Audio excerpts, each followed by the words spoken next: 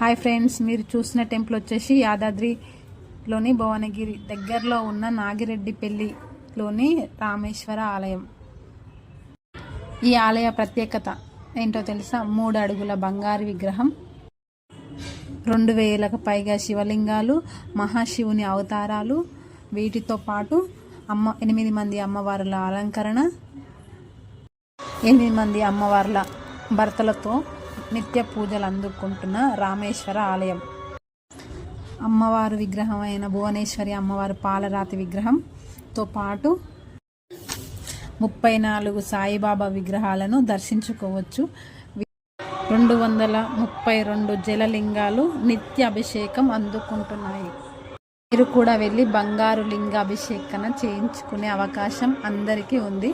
మీకు ఈ వీడియో నచ్చినట్లయితే please like and share and subscribe. Thank you.